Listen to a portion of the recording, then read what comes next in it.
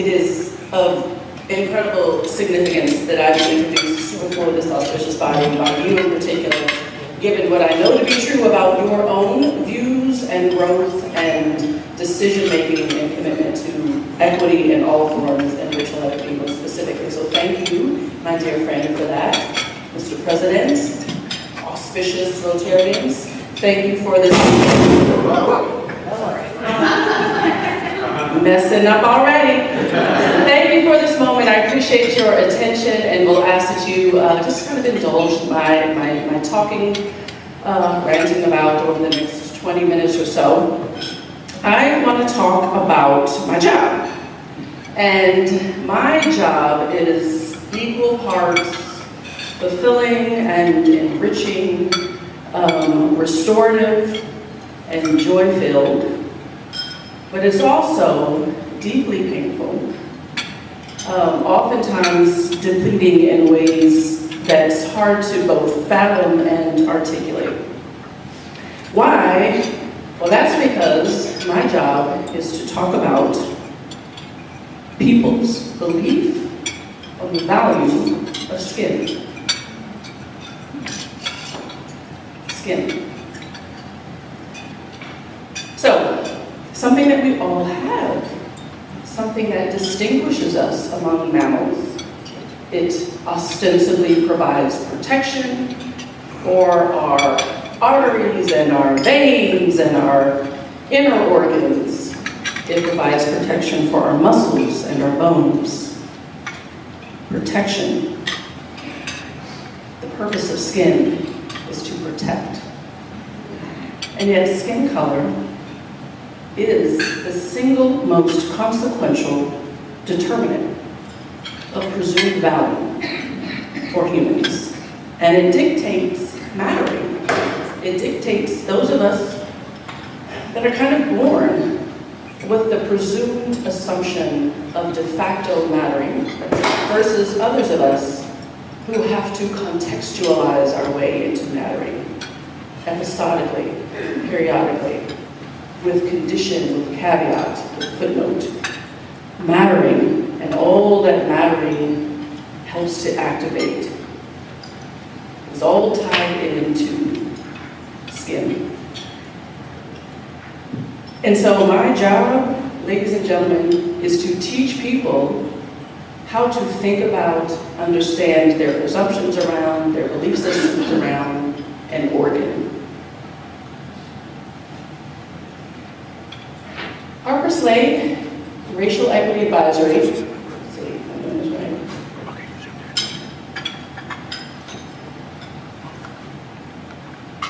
I'm just trying to get to the next one. Harper Slade Racial Equity Advisory was formed with an understanding that we have a finite amount of time to really think about, understand more deeply, and behave much differently vis-a-vis one to another. Henceforward. As was shared, we are the fastest growing racial equity advisory firm in the country. I'm very happy about that fact.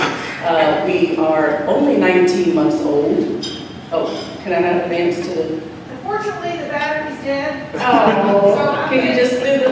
You can just look on my way out. I'll just say, hey, click it, delete. Okay, perfect. So we are the fastest growing firm. This is a picture of me and my team. We are very excited about the work that we do. Our goal is singular, and that is to create a world where racism can't live.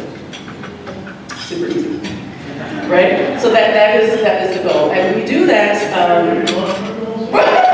Any long-term goals, we're working on those too. I mean, we'll see. We should have this one done in probably another week or so. Creating a world where racism can't live, can you fathom that? What would that even look like?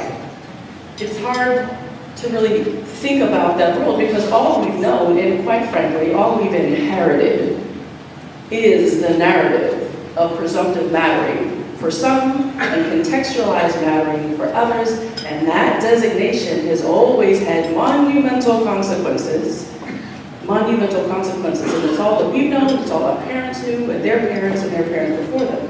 So it is hard to fathom what we are hoping to move toward. Next slide. So So I'm excited that we've amassed an amazing team. Some of the folks are here today.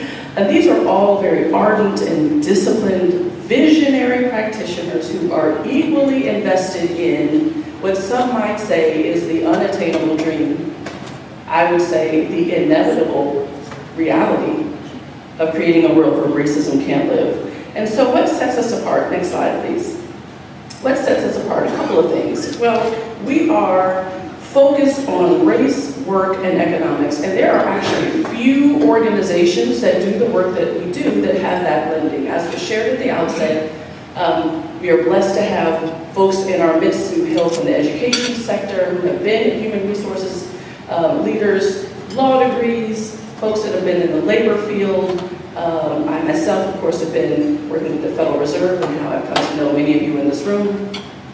So this blending of an understanding of how work works from an employment law standpoint, married to our understanding of the basics around employer pipeline needs, workforce development needs, employee engagement needs, the entire employee life cycle, how people come into your organization, what happens while they're there, and even how they exit. What about that is differently navigated because of their skin that employers just haven't been taught to pay attention to? And then on top of that, we have a really, really rich understanding of the economic realities that not just beset individual organizations that continue to kind of get mired in race-based inequity, but the implications to all of us at the macro level. So that's part of what distinguishes us. The next one I can't see, hold on. Beliefs before behaviors, beliefs before behaviors. So, okay, so sometimes we have consultants that do work like, bless your heart, baby. I'm gonna kill her before this is all said and done. Thank you so much. So we have a lot of folks that do work like I do that just kind of come in and say, here's how we're gonna train, and here's what we're gonna do, and here's a potluck you should offer, and you should invoke a Dress Like Your Heritage Day in the name of DEI, in the name of racial equity, and that's enough. Well, what we know to be true is that we have a really hard time as human beings sustaining choice changes when we haven't challenged our belief that gave rise to those choices to begin with, right? Right? So that's kind of how, so how many of you are parents? Okay, and then how many of you have been parented? Right. Okay, so if you think about it even with your children, particularly those of you who have more than one child, you think about the values that you want to promulgate in your home. I know with me and my kids, one of the things that was really important is, well, two things: cleanliness and order, and understanding the value and hunger for education and learning. That manifested in keeping your room clean, right? And getting good grades. That wasn't necessarily the goal. The goal was the value, because I have the value to stay with you when you leave the home. So this is no different. So we don't want to do the stuff and things of racial equity and DEI. We want to really unpack and reset the belief systems that give rise to this resetting of how we've been taught to value humanity. And then we think about pacing and sequencing the work. This is another distinguishing factor for Harper Slade. D and E and I, all very daunting. Would you say? Yes. Each one of those letters, because they represent disruption to our norming. We don't live, we haven't been taught, most of us haven't been reared in homes and in communities that de facto value difference. We value sameness. We value familiarity and predictability because that's the source of our sense of safety. So D by itself is already disrupting safety. And then you marry to that an expectation that you pay attention to how other people feel about work and how work feels about them. Forget about it, right? That's not intuitive. That's not what we've been taught. And then E, we'll talk about that a little bit later, but the E work is equally disruptive, it's equally challenging, and it's equally foreign to us. So we talk about the importance of pacing and sequencing this work. Most organizations have a DEI department. One person, one pot of resources, maybe budget, hopefully. One. You got one plan, one set of goals, one strategic imperative. We think that that's a lot to bite off. That's likened to asking a particular department or person to cure for cancer, diabetes, heart disease, and tooth decay all at the same time. It's a lot, especially when you understand how disruptive it is. So the pacing and the sequencing is super important. And then lastly is our contextualization. Oftentimes when DEI is rolled out to organizations or racial equity specifically, they feel like it's a bolt-on. And then in 2020, you remember the year that sat us all down. 2020 was that year where everybody and their mother threw up a Black Lives Matter sign and hired a DEI somebody, right, to come into the organization and do something.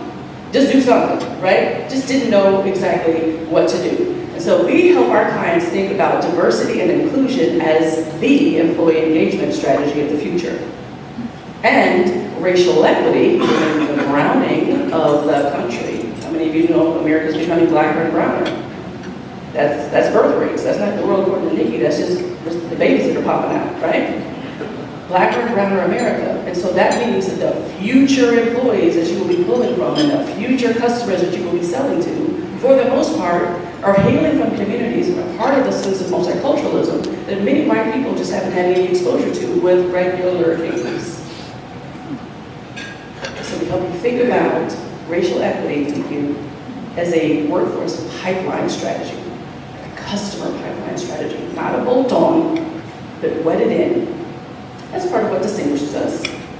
Okay, well, going the wrong way. All right, and so we've had the pleasure of working with a number of clients all over the world. As I said, we are a startup, y'all, 18 months old. So we've really been blessed with just a number of opportunities to work with some stellar organizations in and out of the United States, and speaking engagements included. And we've worked with them per the model that I just outlined. As was also shared, we have 2 coaching programs because we know that there must be a after 5 o'clock reality, right? As much as racial equity, DEI is disruptive work, and because it is disruptive work, we're trying to disrupt how we've all been reared. And I'm not just talking about white people, I'm talking about all people have been reared to assign value to some, not to others. We've all fallen victim to that. And so we can't just expect that in the time frame of 9 to 5, but we also gotta get the widgets out the door. We also have to manage our teams, and we also have to respond to our board's requests and needs, that we have time to really move the needle in our own minds and our own bodies around racial equity. So we have after 5 o'clock experiences too. So these are 2 of them. One of them is called the Rare Woman Collective, which is a racial equity program suite specifically for white women who are interested in working toward racial equity in their homes, in their communities, and in their workplaces. And it's a concerted opportunity for women to come together. This is actually happening in a few weeks, November 2nd through 4th at the Brown Hotel. If there are any interested in here, we have some cards that we're happy to pass out. You can register today. And then the Slade Woman, and I asked some of you who are leaders in organizations to think about this one, particularly for Black women in your organizations. This is a coaching program for Black women who are looking for both ripening and development, but also respite. Because I think it's hard to really convey how difficult and elusive the exhale is for Black women, particularly in spaces that just don't contemplate us. Don't contemplate the way we wear our hair, the way we laugh, the way we smile, the way we sit, the way we eat.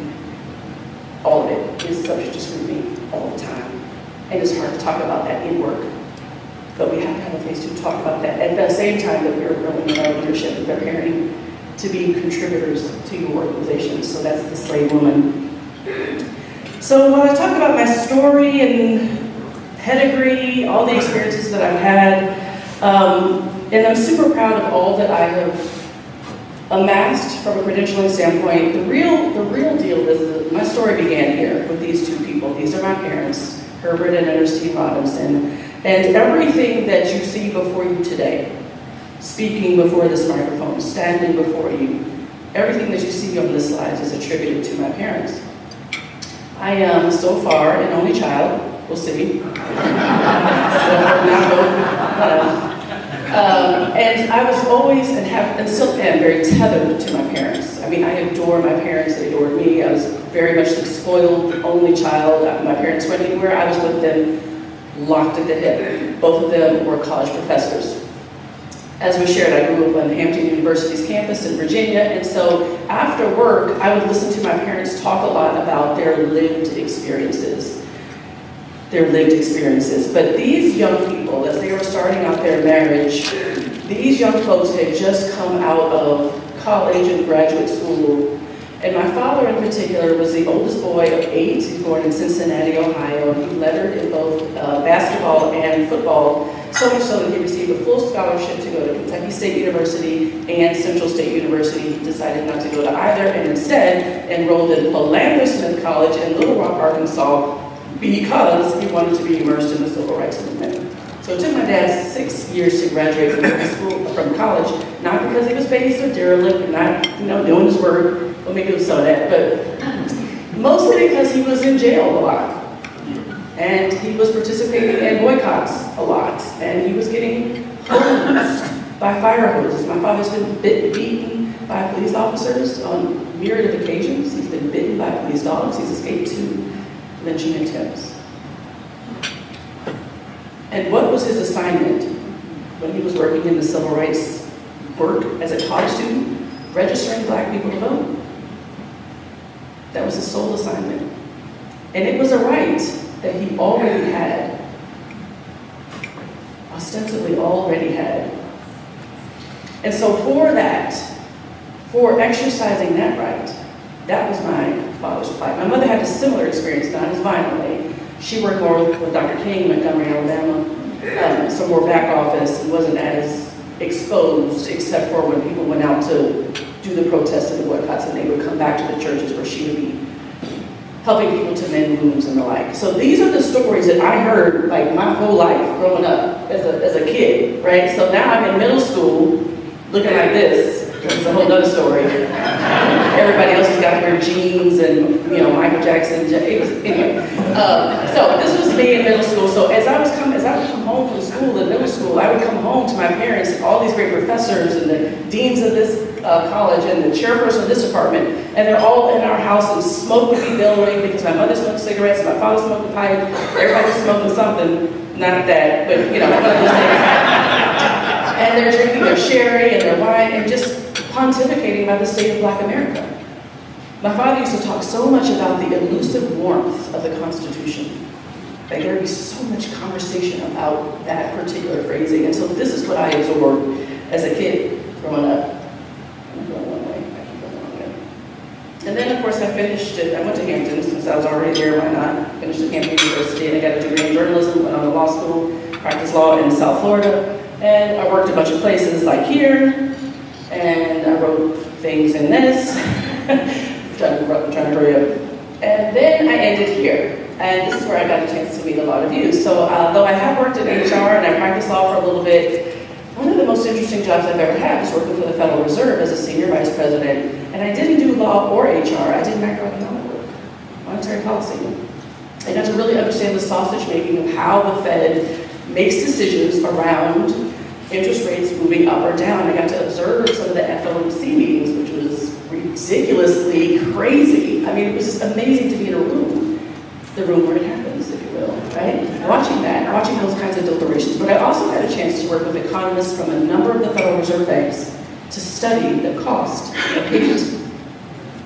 The cost of hate. How much does racism cost? $16 trillion. In 20 years, we've lost $16 trillion in GDP due exclusively to race-based inequity. Again, not the world according to Nikki, but the world according to the Federal Reserve. I invite you to Google a study from the Federal Reserve Bank of San Francisco, 2021, that was promulgated, talking about the cost of inequity. So it's a costly proposition. And what makes it even more costly is when you think about the urgency of demography. So as was stated a while ago, we are moving toward a blacker and browner country. And while we can all bear witness to some of the political folly that is now happening in order to kind of stave off what some believe might be the inevitability of black and brown takeover, the reality is that we are ever reliant on the health of a middle class in our country. How many of you understand that? Median income earners. Like I've watched that with the Federal Reserve. I watched how painstakingly the Fed paid attention to what was happening in the middle class, saving, spending, home ownership, higher education attainment. What's the middle class doing? Because middle class is for how the overall economy works. So we paid a lot of attention to how the middle class is behaving and what's happening there. Fiscal policymakers pay attention to that too, not just monetary policy. And we've always had the benefit as a country, since we've been paying attention to that, to having the folks who are the least encumbered into getting into the middle class, populating the middle class, i.e. white people. Because whomever is the majority in the available workforce typically should be the majority, at least in the middle class, well represented throughout the middle class. Y'all following me? Majority available workforce should also be well represented through every strata of the middle class. In this current inflationary period, this dispensation in time, middle class median income earners anywhere between $60,000 to $120,000. So we look for people to be well represented in that. Wherever's the majority should also be there. For the first time ever, by 2045, who's going to be the available majority in the workforce? Who?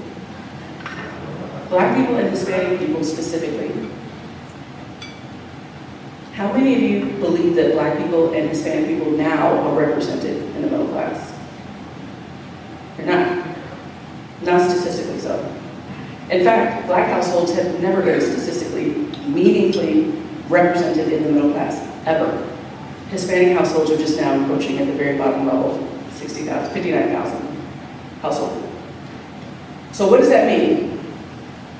When we understand that the biggest impediment to Black and brown economic mobility is the way that Black and brown people experience racism at work, it's not the only way, but it is the most significant. The way that racism quietly and insidiously shows up at work is the biggest threat to our nation's economy. Pausing for absorption. The biggest threat. So we have to fix in 23 years what we've not been able to fix in 400, which is why we hit the panic button every day in my company, right? That's why I decided to leave the Fed. That and this. 2020, that year. And that year for us in Louisville, my God.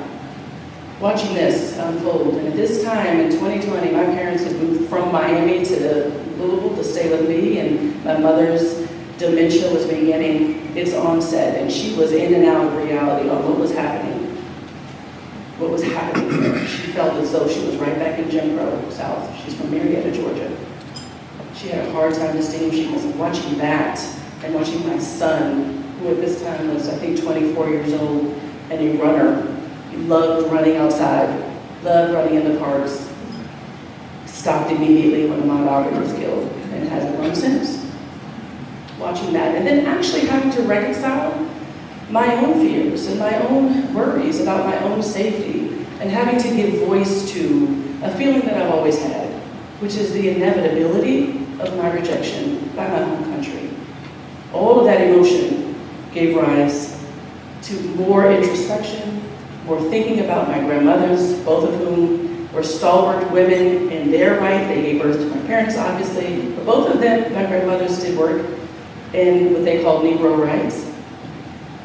And so my mother's mother, with the pearls and the blue dress, Ernestine Johnson Slade, and my father's mother, Lenora Harper Robinson, were the inspiration for my company. And so now I'm going to leave you with a couple of definitions and a couple things to think about. I want to define how we think about racism, because these are terms that are important to really root around, have a common framework or common understanding around. So this is what we see. Racism is a belief that Black and brown people are inferior human beings to white people. And it is also the systems and the structures, the policies, the institutions that protect that belief. So it's two things. That's what we're battling against. And so when I think about racial equity then, the work that we do, we focus on proportional fairness that takes into consideration the cultural and historic realities that have uniquely beset people of color and works to remedy the same. It's three parts. Proportional fairness is the first part. These are my crazy kids.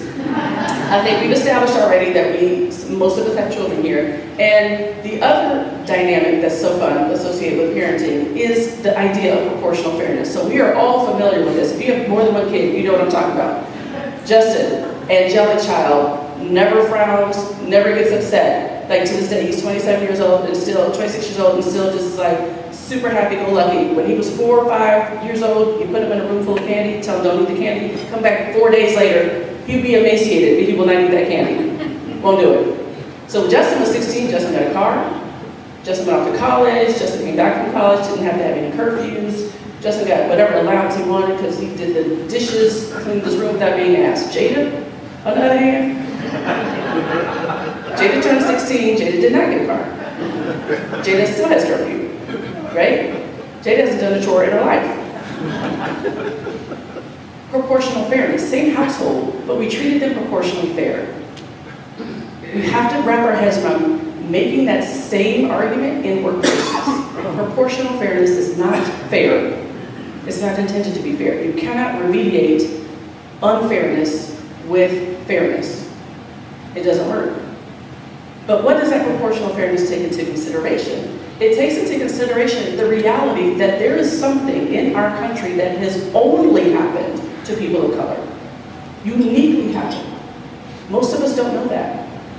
In a world where CRT is bandied about for political fodder, where there's zero appetite to learn or have our children be taught anything about the history of the laws that gave rise to current day inequity. In that world, it's easy to dismiss all of this work as black and brown people want something for nothing. Pull yourself up by your bootstraps. Get over it. Stop talking about it. If we talk about it, it will be a thing. But understanding what has specifically happened is the central part of understanding the importance of racial equity. Here's another example. There's a lot on the slide. I won't go through it, but basically this is about redlining. And this is Social Security Act at the top. Most of us don't know that black people were not allowed to participate in Social Security. Most of us know about redlining, but you probably don't know that during the height of redlining, white people were allowed to buy homes in black neighborhoods, while black people couldn't get the loan to do it. They bought them at a premium, sold them to black households, quadruple the prices, and then gave them what's called housing contracts. My parents had one.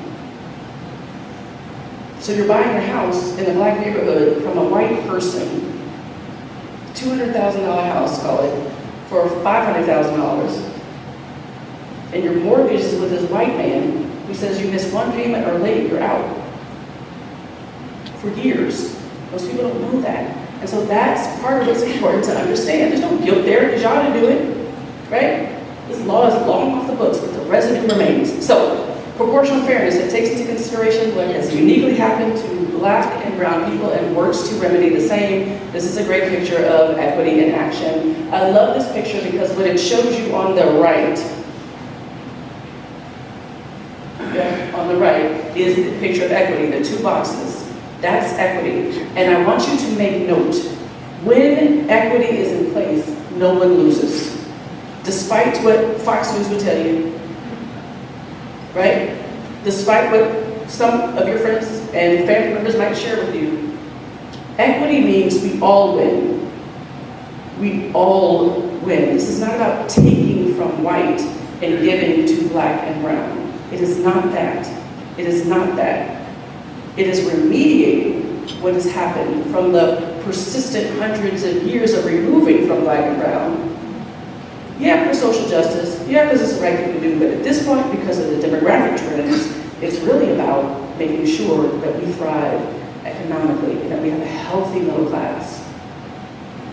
Last thing I want to leave you with is this picture of these flowers, and this is specific to Louisville. Louisville is a challenging place to do this work.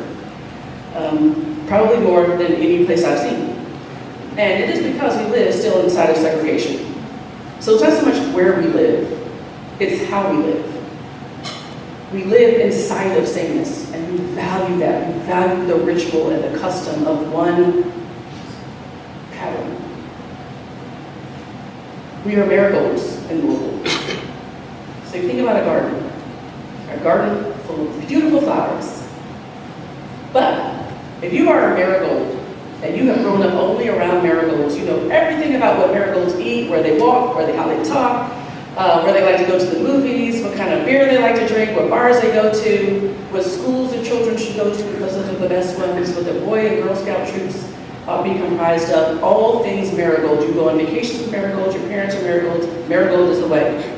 In Louisville, you can spend your entire life surrounded by marigolds and marigold-influenced everything until you get to work.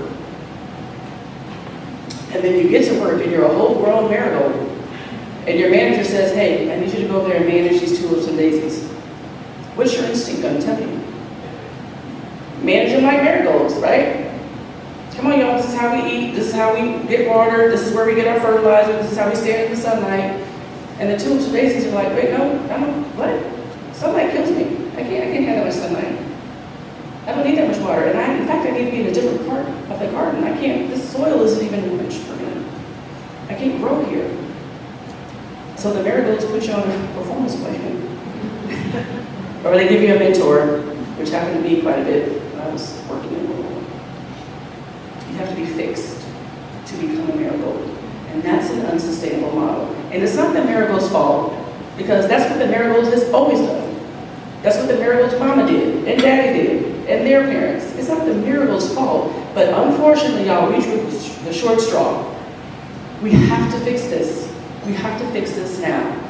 We have to fix what we've inherited right now, because the demographic trends are what they are. And we also want to avoid this thing called apartheid. Apartheid refers to the implementation and maintenance of a system of legalized racial segregation in which the racial group in the majority is deprived of political and civil rights, as well as full access to economic systems within a country. This is our inevitability. If we can't figure out the way to work together to advance racial equity without the guilt, without the shaming, without swallowing something that's not ours to swallow. But this is the urgency of our lifetime. And we must operate in doing so with grace, with patience with one another, because we've only known what we've known. And it is important that we be careful with our psyches.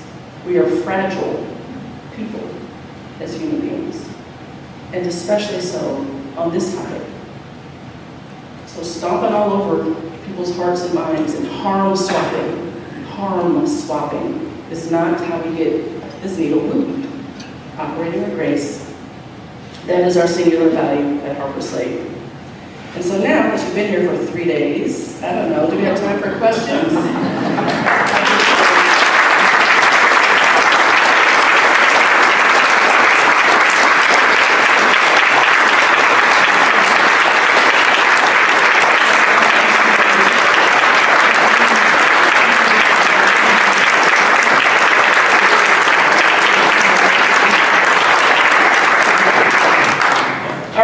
Questions or comments or reactions? I think we have, we have some. Thank you so much for coming. My name is Larry Sloan, and I have been a member of the program for many years, and also on the committee here. We have some things in common, you and I. My father and grandfather were both named Herbert. I believe that's what you say. Yes, that's the only 3 on the planet. Wow, that's great. And my late wife came from Little Rock. All high school there, and was there when all that terrible situation was going on. And there's a group of wives of CEOs of companies in Little Rock that formed what they call a white glove society. And they wanted to get through this. So the women were behind. The men couldn't speak out, but the women would get together and work on how they were going to get through this. I don't know if you ever heard of it. It's called White Glove Society. My question is this: in DEI, there are certain boxes you check off. Like you change your bylaws, you open your organization up to everybody. You do other things to encourage that sort of thing. But there's a fatigue that sets in after you've done that. And some DEIs in corporations have gone from being in the C-suite to back down below the C-suite. So in other words, what's the remedy for that? You have all this experience, and I'm very interested in what your remedy is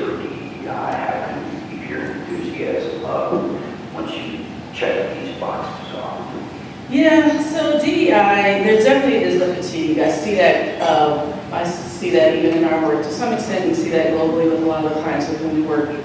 And I think two things. One is that after 2020, when we saw the surge, we treated, being corporate types, treated DEI as a crisis.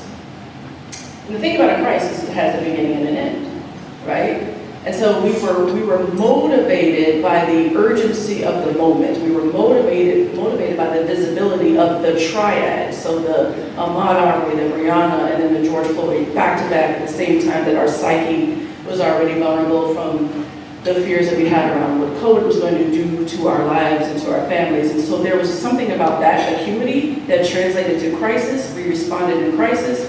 We believe crisis is over. Back to our inertia.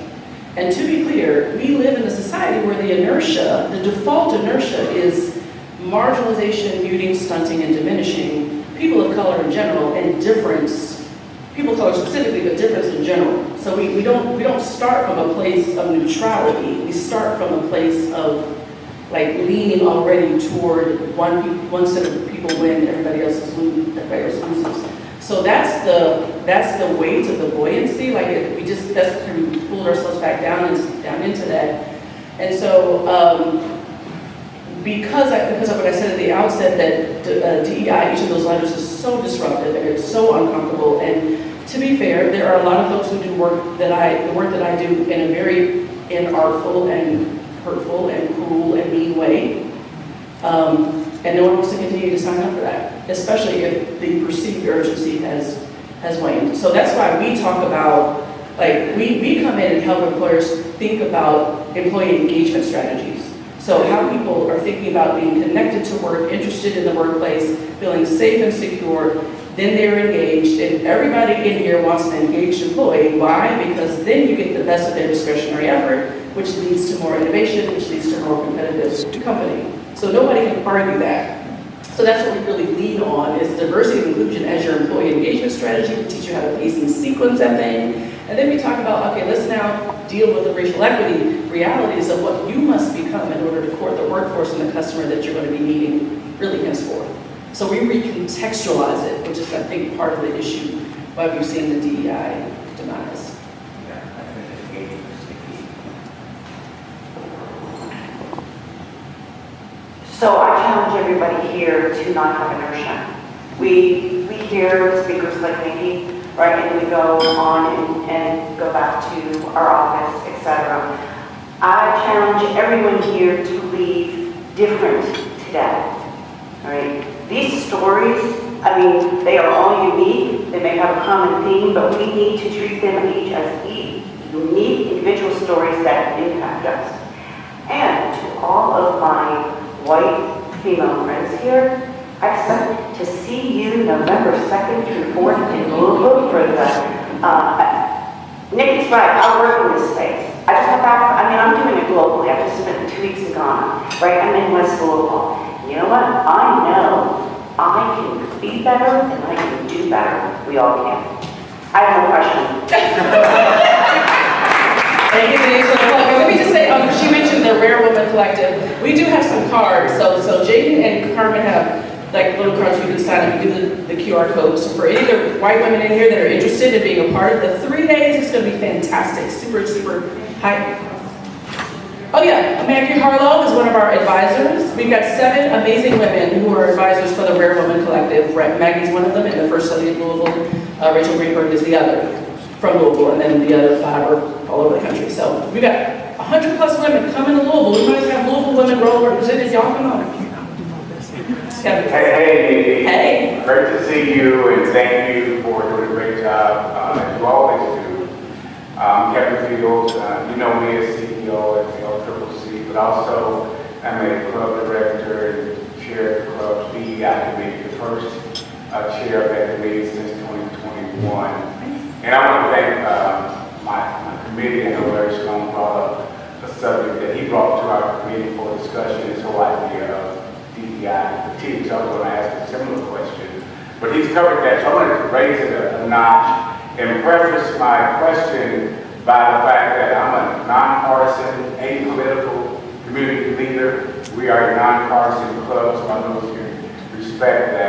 But we do recognize that in this current political climate, that there's an anti-woke movement that is afoot, that's gaining momentum, gaining traction. We know that there was a recent Supreme Court decision addressing eliminating affirmative action in higher education. And so I guess in your own way, you could just respond, and probably in two contexts. One, speak to us as a nation, where we're at, where we're headed. And then two, as a club, what do you see for us as we continue the DEI movement in our club? I'm going to start with the latter. Rotarians, in many ways, on this topic, I think you have a unique opportunity to be extraordinarily potent because of the breadth and the heft of your credibility globally and the persistence of your point of view. You're having a point of view about anything. It bears weight. And so I think if Rotary, and this club in particular in Louisville, which is a city that still has some healing to do, super not reconciled from Breonna Taylor. We have a lot to do for the Department of Justice report that many white people don't pay attention to, that should, right? That really could. So just coming together, this particular Rotary Club out of Louisville, Kentucky, coming out of what the world just watched us go through and watched us experience. I think there's a particular poignancy that could come from a point of view that is unequivocal and articulated beautifully from this club in particular, Rotary in general. I think there's something to be said for that. And we've got a lot of folks who are doing this work, Denise among them, Kevin, you, of course, who are really doing this work to really help bridge some meaningful discussion that I think could bear fruit. State of the world. So here's the thing about politics. I think it's important to understand that racial equity, racism, race relations, difference, DEI is not political, but it is subject to political folly all of the time. And that's what makes it harder to talk about. But I think that's the exact reason why we have to talk about it, because it now becomes kind of sucked into the vicissitudes of political banter. And it does seem to find racism, especially currently, does seem to find more respite and sanctuary in one party over the other. And I think that has to be discussed. I'm not saying the party itself is a problem, but the fact that if I hate black people or brown people or women, and I can nestle myself under the protective policy-making, highly influential organization of any sort, that's a problem for our country, right? So we have to have some discussion around that without bemoaning it and dismissing it outright as, oh, I'm talking about politics. Our economy is at stake. I was recently on what was the show? Talking about Supreme Court. Hold on. CNBC. Closing Bell. I was on Closing Bell talking about the issue with the Supreme Court. And so one of the things that I talked about there was the worry that, though that case was specifically focused on higher education, obviously the sentiment that gave rise to that particular ruling said unequivocally, there is nothing that has happened uniquely to black and brown people that is worth acknowledging or remediating. And that's a dangerous sentiment too. That runs amok against everything I just talked about with racial equity. This is why racial equity is so easily dismissed, because most people haven't learned what has specifically happened to black and brown people. We don't teach it. We teach it in our company because we have to. We have to learn that in order to know exactly what we're attaching racial equity to. We've got to understand racial inequity. But it's important that we start teaching. When I talk to people all the time, the advocates, especially my white women who are coming to this Rare Women program, and all the white women that follow me on TikTok, hashtag follow me on TikTok, because I'm out here on TikTok. So I talk about if you have to fall on your sword for any particular policy, only vote for people who support teaching African American history. That should be something you die on the hill for. Fall on your sword for. If you are about the business of advancing racial equity like that, nothing else, that issue has to range. You have to support that. Second, ready for this? Reparations. Why? Because it's remedial. It remediates what happened quickly in order to close some of those economic gaps that we have to have closed by 2045. Reparations is the only thing that will get us there. It's it. And I'm not talking about doling out checks to every black person. I'm talking about policy-rooted reparations, things like, no closing costs for black people for 20 years, black and brown people for 20 years, free college for black and brown kids, I don't know, 100 years, who knows. Just the policy making, those kind of things, not the doling out the check. Third policy, affirmative action's got to come back. It is the closest that we've ever had as a country to racial equity. Proportional fairness that took into account what happened to a subgroup of people in this country and remediated it. That's the closest that we ever had, and we couldn't get it going because we were so busy, frustrated by the concept of unfairness, the concept of somebody getting something for nothing. So that's what I think of the state of the world.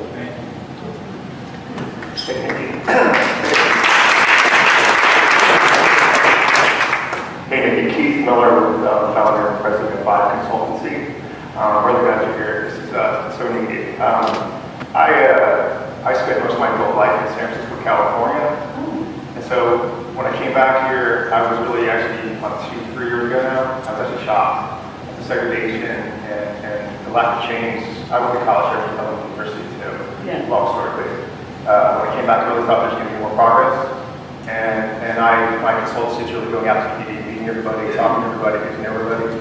In San Francisco, it's a cultural thing. Everybody's from somewhere else, every skin color, denomination, religion, everything else. And that's what's making it beautiful. This is a cultural thing to me. I just don't know how that takes time, right? And it starts way deep down from the roots and from a place that's not, the problem. It's really the root cause. And I don't know, in your mind, how you feel that we can manage that here in the Midwest or would. Yeah, it is a challenge. It really is a challenge. And I think especially if you have only known one city, and more specifically one zip code within our city in particular, you don't really realize how insular and myopic that experience is. I remember talking to Mayor Fisher early in his second term when I had just moved back from Louisville, and I started working for the Fed, I think it was around that time, and there were so many black families that were coming to spend time with me, asking me how to stay in Louisville. Import, so we were losing a lot of black folks, right? So I was one of those. So I lived in Louisville for 10 years and I left Louisville for that reason. I couldn't. So I left, and then I ended up coming back, and not much had changed, but I did notice that people were just starting to churn. So we have these wonderful, amazing, highly pedigreed, black talent folks coming in, being recruited by many companies like yours and other companies. They were coming in 5 years gone, and that trend stands to date. Imported black and brown talent rarely stay in Louisville more than 5 years, because the thickness of the narrative around sameness is almost impenetrable here. And the thing is, it's so sweet. Like, people are so nice here, and there's there's beauty in the ritual. There's beauty in the custom. Like, we drink this thing, you have to drink the bourbon, you gotta pick UK or UL, you gotta go to Derby, so all these rituals, but they're not necessarily how black and brown people move, and how we prioritize, and how we act, and for a lot of white Louvillians who've only known a certain kind of black, you got all these imported other black folks coming in, and the marigolds are freaking out. The marigolds are like, wait a minute, what is this to them? Right? So I think there's a piece of that we have to really examine how we live. I'm not saying, move, this zip code, move that zip code, but unless you are inviting multiculturalism, what you are watching on TV, what you're reading, where you're going on vacation, what restaurants you're dining in, we have to get out of this kind of cycle in Louisville where most affluent, like middle-class white families only experience black people outside of work in service to them, entertaining them, or contributing to a negative stereotype. That's it. And then you gotta take that mindset and go to work and try to manage me. Good luck. All right, thank you. I'm going to claim my privilege as Executive Director and Controller of the slides to ask one last question. I know we're over time, so if you do need to escape, please feel free to do so. But do you have a concise answer in talking about reparation and remediation and your example of the marigolds? What would you recommend that I or someone in this room say to someone who says, but if the garden is full of marigolds right now and you have a limited size for your garden, how do you plant other things without taking away some of the space from the marigold? Okay, I just feel like the argument is flawed, Delene. I apologize for pushing against that, but I don't think that there is such thing as that finite of a resource. If there is equal prioritization to advancing racial equity, right? So if you prioritize the advancement of racial equity in your organization, you find a way. I'm on my very first corporate board, publicly traded company board, and this board is all white except for me. They made a decision 3 years ago that they wanted to diversify. Per their bylaws, they got 7 seats. I'm the 8th member. They made a way. You make a way.